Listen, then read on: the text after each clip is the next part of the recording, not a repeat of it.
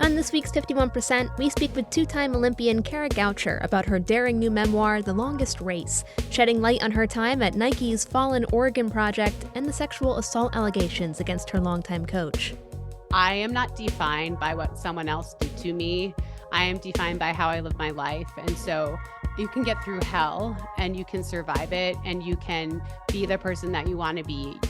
I'm Jesse King. It's all up next on 51%. I was standing around like one of those girls I had seen in a movie. The whole world was a movie back then. I had my sunglasses on, I wanted to be seen without seeing shy Lolita. I wasn't really in it, I didn't really get it.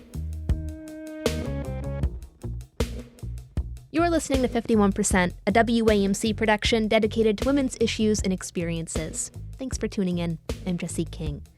Our guest today is American long-distance runner and two-time Olympian Kara Goucher. Goucher represented the U.S. on many a world stage from 2006 to 2016, including the IAAF World Championships and the Summer Olympic Games in Beijing and London. She's also stood on the podium at the New York City and Boston marathons and won the USA Half Marathon Championship in Minnesota in 2012. Until 2011, she was a member of Nike's now-defunct Oregon project, under the training of elite running coach Alberto Salazar. In 2015, Goucher and her fellow Olympian husband, Adam Goucher, were some of the first to publicly accuse Salazar of pushing the limits of anti-doping rules, kicking off a formal investigation from the U.S. Anti-Doping Agency and one of the biggest scandals in modern American running. USADA ultimately hit Salazar with a 4-year coaching ban in 2019. But the investigation would bring up new allegations, this time of sexual and emotional misconduct, that led to a permanent coaching ban from the U.S. Center for SafeSport in 2021. In her new memoir titled The Longest Race, Inside the Secret World of Abuse, Doping, and Deception on Nike's elite running team, Goucher for the first time publicly reveals herself as the woman behind those allegations.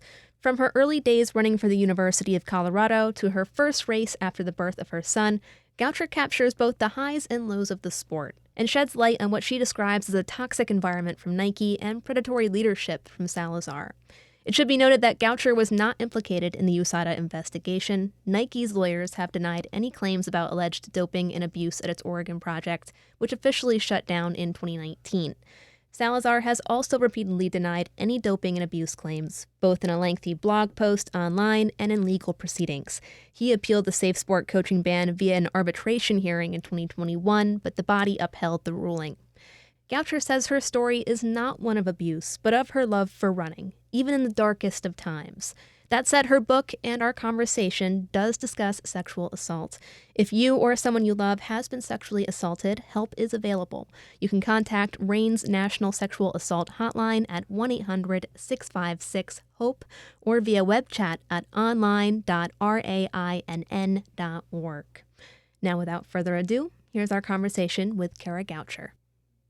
My grandpa was a lifelong runner, and he actually took me to my first race, which was a mile race. And that's where I discovered I had a competitive spirit as well, because I fell after the start and my grandpa thought I was going to start crying. And instead I was like, they're getting away from us. And he loved to tell that story. That's when he realized that I was very shy, and he realized that I had this competitive side to me that he didn't even know about. And so as a child, I was in a lot of different sports, and I would run a couple times a year with my grandpa. I would run a couple local races. And then in middle school, I wanted to win an award, and you had to be in a sport with the school to win it. And all they had was volleyball, which had tryouts, or cross country. And I actually went to the volleyball tryout, hit the ball, and was like, yeah, no, I can't do this. And then went to cross country where there were no cuts. And that's when I just I already liked it. I already liked the freedom and the movement of my body. But when I realized it could be an organized sport, I just fell totally in love with it. It's just like, it just was my body, I was a skier, and I played soccer, and I was a dancer, and I played tennis, all these other things. I had to think about the something attached to my body and how it needed to hit the racket, or how I needed to kick the ball or plant my pole. But when I ran, it was just as hard as my body would let me. There was nothing I didn't have to mentally check any equipment or the positioning of my body. I could just be completely and totally free. And I think back, some of those early races must have been hilarious because I had no idea what pacing was or anything like that. And I've always loved the feeling of my lungs, like when they're about to burst. Like, I just love that feeling. Of course, then you go over the edge and it's not as fun. But I just loved that freedom and that ability to just push as hard as I could and have nothing holding me back that I had to think about. Just the only thing holding me back would be like, my fitness level. I really like that. I never thought of it that way, just of like your body being your sole piece of equipment and thing you have to worry about. Not to do too much of a time jump here, but let's say you get your big start running for the University of Colorado, and then you and your husband get to the Oregon Project in Beaverton, Oregon around 2004. What exactly attracted you to Nike? What made you want to join their team? So my husband and I were both professional athletes. He was actually an Olympian at the time, but we had been really, really struggling with our health and our motivation. And so when we got invited to visit the Nike Oregon Project, it was very groundbreaking. There was nothing like it at the time. It was really professionalizing distance running. And, you were going to be living by the Nike campus, working out on the Nike campus. The Nike campus would be our home base. So you're amongst legends, you're running on the Bow field or the Ronaldo soccer field, you're running on the Michael Johnson track, you're working out in the Lance Armstrong Sports Center. So the facilities were incredible, but then also they had all of this support. They had underwater treadmills, they had anti-gravity treadmills, they had incredible manual, physical therapists. And for two people who had been injured and struggling to stay healthy, it just seemed like the chance of a lifetime. Were you aware of who Alberto Salazar was too? Did you think having him as a coach could get you where you wanted to go? Yeah, I had never met him until we went on that visit. I actually didn't know who he was. I knew that he was a legend in the sport, but I didn't really know why. But when I met him, I quickly became aware of his world. He had a building named after him at the Nike campus. He's a 3-time New York City Marathon champion, Boston Marathon champion. He had held multiple American records, and being around him was like being around greatness. People treated you differently when you were around Alberto. People wanted to meet him, wanted to talk to him, wanted to do anything they could to be any part of his life. And so he was, I quickly learned that he was an extremely influential and important person in distance running. When you look back on those early days, were there any things that just felt off to you about his coaching style, about the way that the team was led? Right away that first year, we traveled and we saw, him giving massages and doing some things that seemed a little like just not what we had seen in the past. But we really, no one else thought anything was weird, and we felt lucky to be there. And it's kind of funny because it's taken me years from the outside to really look back and realize there were red flags right away. But we just sort of are like, well, that's Alberto. He's different and he's dedicated and he loves his athletes so much. And, I really wanted to fit in. I was the only woman on the team. It's a very male dominated environment and I just wanted to fit in. And so anything that made me slightly uncomfortable, I just kind of ignored it because I didn't want to be a prude. I didn't want to be annoying. I wanted to fit in with everybody else. In the book, you describe a number of ways in which the environment at the Oregon Project was unhealthy. Aside from the massages, you make it clear that there was verbal and emotional abuse, too. There was pressure to lose and maintain weight. You were getting injured. You had what you describe as a pretty questionable endocrinologist there to back him up in certain decisions. Tell me more about some of the things you saw, I guess, more in general as part of that team. Yeah, I mean, Alberto was Alberto. He was in charge of everything and you really wanted to please him. And, there were times later, not the first couple of years, but later when I had been there and there was another woman that joined the team, there was a lot of comments about our bodies, about our boobs, about our butt, about how we looked.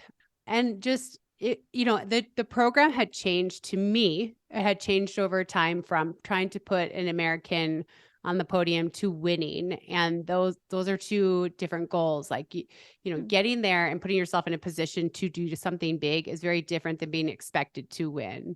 And so the pressure just started to mount quite a bit. But especially after I had my son, there was a lot of degrading comments about my body and jokes made at my expense. And, I think before I had my son, I could kind of laugh all that stuff off. But after I had my son, I was like, I left a 5-week-old baby to be here and not to have everyone discussing the size of my breasts and are they growing during the work or not, so it just changed over time to where, I really just couldn't be in that environment anymore. How would the rest of the team and staff respond to these comments? Did you see it having an impact on them too? From what I remember, most people were very uncomfortable. I remember my coach asking my husband if he thought I should get implants when I was done running because I looked so good with a bigger chest, and my husband was uncomfortable. I remember an assistant coach, Steve Magnus, being very uncomfortable. A couple other athletes I can think of as well. And so it wasn't like everyone was joining in, but at the same time, in the situation that we were in, nobody really stood up to Alberto because he was the head, and he could decide if you stayed, he could decide if you had a contract, he could decide if you had a future. And so it wasn't so much that everyone was joining in, especially specifically in the comments about me. It was more that, nobody felt like they could say, knock it off. Okay, so whatever you're comfortable talking about is all right with me, just to be upfront. But when did things officially cross the line for you? When did it click for you that things had moved from sexual harassment to sexual assault and abuse? There was a lot of signs along the way. We were alone in a hotel room in 2006 when I was first really starting to come on as an athlete and first starting to perform the way I had always dreamed about performing. And Alberto and I had traveled to Rieti, Italy alone, and there was a massage there that was very uncomfortable for me. I was really questioning what was happening. I was frozen in absolute fear. And after that, I actually started to feel really guilty because I felt like, oh, he's a father and he's so good to me and he's a husband. And I felt guilty that I thought that maybe he had touched me inappropriately on purpose. And I just kept telling myself it had to be a mistake. So there were things, that had happened. And then as it went along, the jokes became more frequent. And again, I went along with it because I've never, I had never fit in a cool group before. I was the only woman in the group. But then I would say in 2009, things started to escalate again. There was conversations on an airplane when we were alone that made me very uncomfortable. Another massage when we were alone in in Portugal, which made me extremely uncomfortable. And then I was gone for a while because I had my son. But when I came back, it was more of that, a lot more sexual talk and things like that, to where I finally just had my breaking point. So you leave the program in 2011, and over the next few years, you and your husband are some of the first to publicly criticize Salazar for his coaching methods and for the way you say he pushed the envelope when it comes to anti-doping rules. The sexual assault allegations were not initially a part of that. When did you decide to open up about that, and how did it make you feel in the moment? Yeah, I mean, I when I first went to USADA in 2013, I told them about incidents on the plane. I told them about him talking to me explicitly about his sex life and things like that. I told them that he had come on to me, but I never talked about what happened in those hotel rooms when we were alone. I did say there was a couple of massages that made me uncomfortable, but I didn't go into any more detail than that. And so it wasn't until it must have been 5 years later when we were prepping for a hearing, and had been working with these lawyers for a longer amount of time now, these investigators. I trusted them at this point in my life, and they kind of revisited the massages and said, did he ever cross the line? Did he ever touch you? And, I just kind of said it out loud. I said, yeah, there was a couple massages where his fingers went where they shouldn't have, but I don't know. I don't know if it was a mistake or not. And that was sort of the unraveling for me. I couldn't, as an athlete, you really learn how to compartmentalize everything, I mean, people in general do this, but especially as an athlete, because you have to put aside pain, you have to put aside emotion, you have to put aside things you're missing because your eye is on the prize of this bigger overall goal, and you can't let these other things get in the way of that goal. And I think that I had really put those incidents away for myself. And once I said it out loud, I immediately regretted it because I knew I would never be able to kind of stuff it back away again. And that was sort of, for me, the beginning of having to deal with what happened. Like I really had not dealt with it at all until that point. After you opened up about this, and now there's this whole other investigation coming out, did you feel you had the support of your peers during all of this in the aftermath? I didn't share that publicly. When I was going through the SafeSport hearing in 2000 and in 2021, I did hear from teammates that supported me. But also they were afraid to say anything publicly. And so I don't really want to speak on behalf of anyone else, but I will just say there was other people that also suffered while they were at the Oregon Project, and they have been very supportive. We're speaking with American long-distance runner and Olympian Kara Goucher, author of The Longest Race. So as a result of SafeSport's investigation, Salazar was banned from coaching at the national and Olympic level for life. How did you feel when you heard that news? Do you feel that was an appropriate and adequate response? Oh, that's a good question. I just want to move on with my life, and I don't want to, ruin someone else's life. I think that the consequence of not being able to coach is appropriate. I think, in a weird way, I feel bad because I know how much he loves the sport and how much he loves coaching. But I firmly believe it's not safe for him to be a coach. And so when he was banned for life and then he appealed it, a lot of people were warning me that during the appeals process in SafeSport, typically the judgment is overturned. And, when he was, again, it was upheld, banned for life. I felt sad, but I also felt like now I can move forward. I know that no one else is going to be hurt. And so for me, him not being able to coach is enough. That's all I need. We're definitely hearing more and more stories like this coming out. Well, across all industries, but across different sports too. Of course, there was the sexual abuse scandal at USA Gymnastics. Just last year, there was an investigative report that found sexual misconduct, verbal abuse, and emotional abuse in women's soccer. And even with Alberto Salazar, even other runners like Mary Cain have been vocal about the not sexual, but emotional and physical abuse she suffered as a young member of the team. Is there more you think sports organizations can be doing to support female athletes, to, prevent these kinds of environments, but also better respond to allegations of abuse of all types? I do think so. I think, one thing we have USADA, our United States Anti-Doping Agency, who comes and they test you and it's unannounced and you have to give them your blood and urine and you have to be in this whole process to help ensure clean competition. And I wish we had something set up like that where it was an independent party coming and checking in on athletes. For me, I was a Nike athlete. Where am I going to go? I'm going to go up the chain of command at Nike, where every single athlete in the Oregon Project is running well and every single person above me is a man. And I'm going to say, this happened. I don't think Alberto Salazar should be coaching. I'm easily disposable. The program and the lore and everything that's been built around this man is not disposable. So I felt like there was just nowhere for me to go. And, in the end, SafeSport was the organization that banned him for life, but that meant that I had to go to SafeSport. I never would have gone to SafeSport, except for that I told the investigators what happened. And then by law, they had to report it. And so I think that's a big ask for someone who's been through something like I went through or what other people have been through, to ask them to go and report it. I wish that there was a more independent organization where, being one of the best athletes in the world, you have to meet and check in with these people. Maybe it's even quarterly, but they are not tied to any national governing body. They are not tied to any sponsor or shoe company or apparel company. They're completely independent. I feel like that would go a long way with people feeling like they could say, well, this happened. I'm not sure what to do about it. And I think we still need to establish something to keep athletes safe. Well, you cover a lot in this book. What do you hope readers most take away from The Longest Race? I hope they take away that you can get through a lot. I always felt like maybe I was damaged because my dad died when I was little.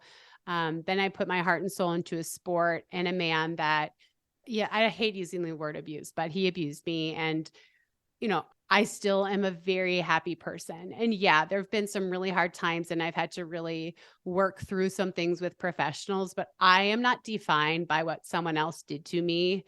I am defined by how I live my life. And so my biggest message would just be you can get through hell and you can survive it and you can be the person that you want to be. You have the ability to write the next chapter. You have the ability to decide what comes next. And you don't have to be defined by what someone else did. You should be defined by what you do.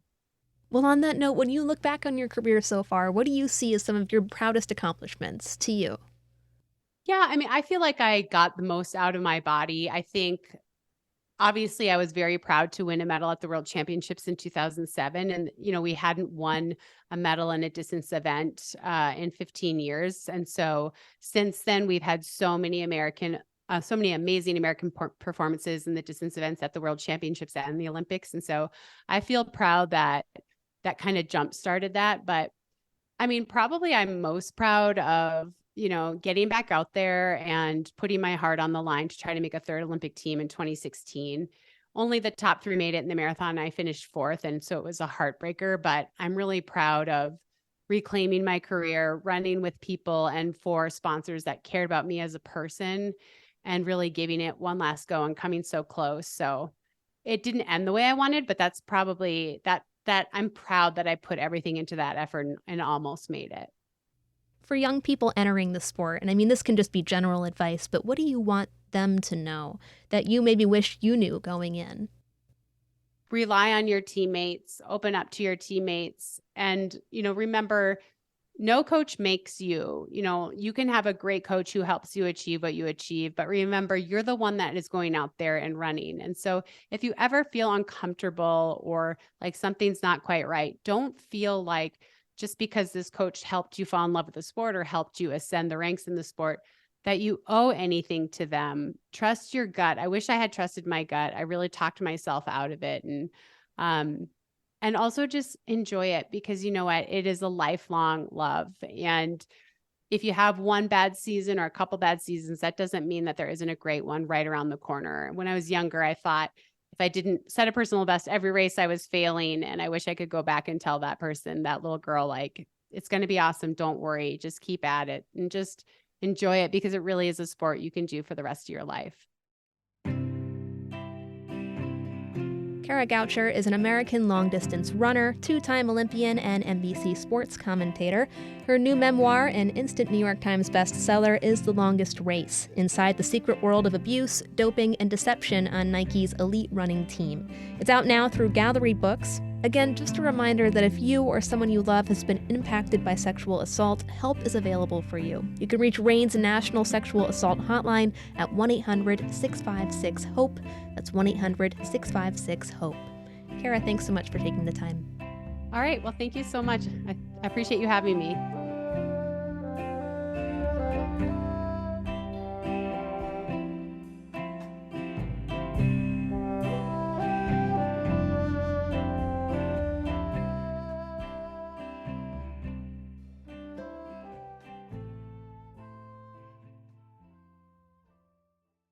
Balance and mental health are increasingly becoming part of the conversation when we talk about athletes' overall safety and wellness.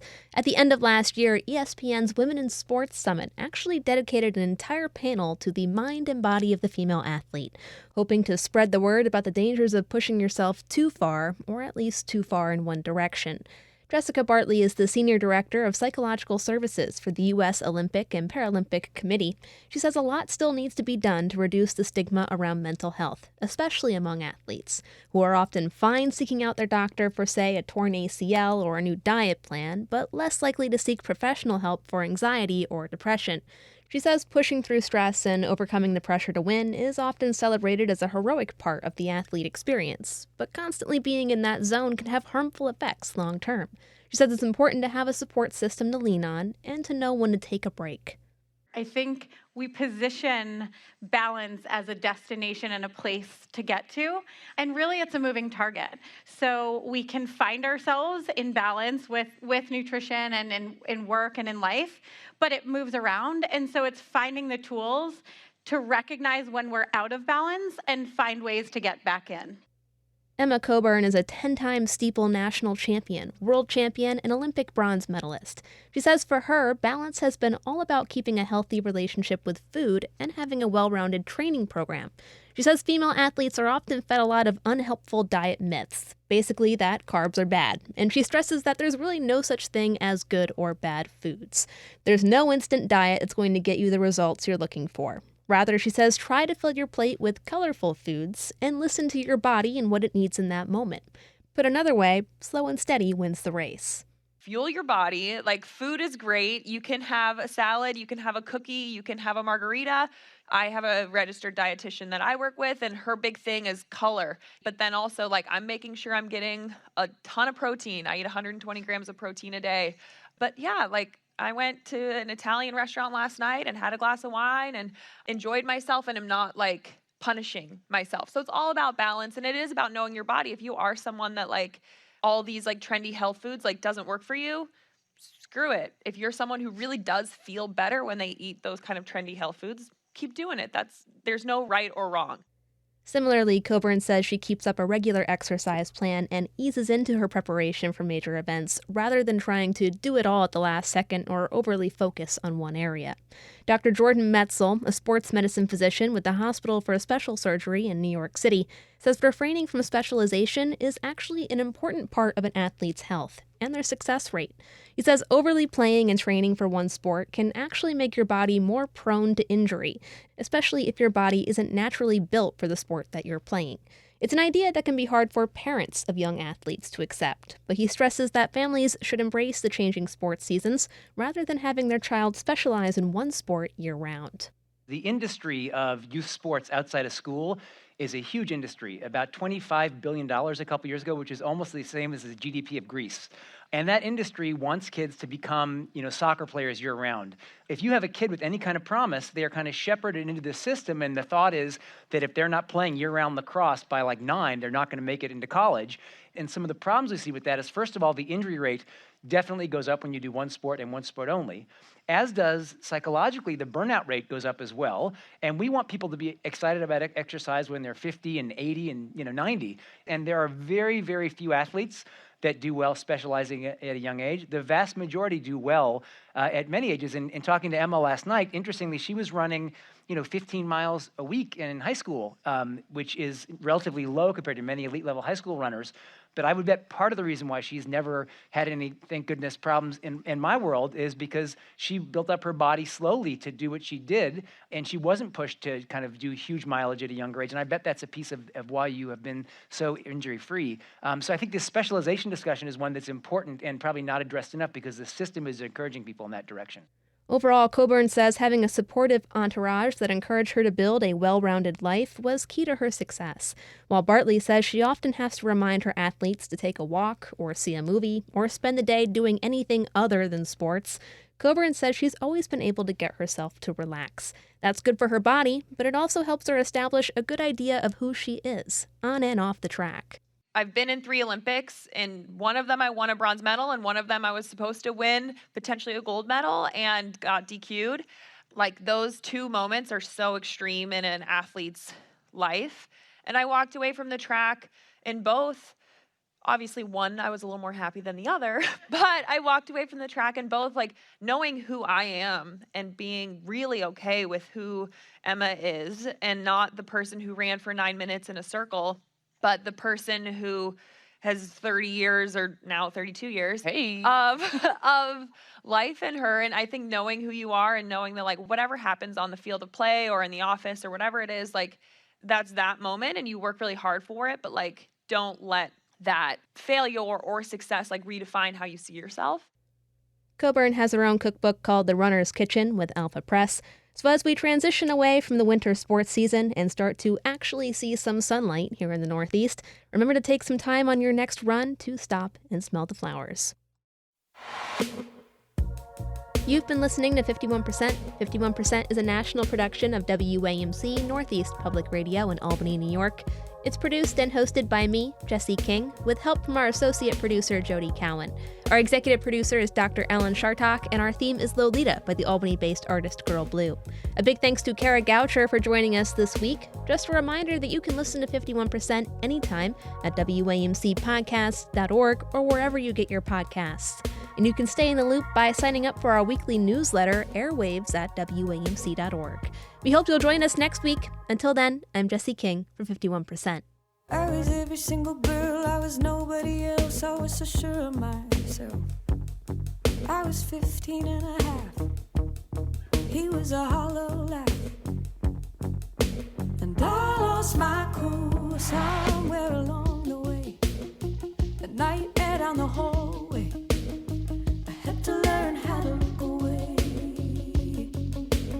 I lost my cool, no electricity, hot rain on the concrete, sweet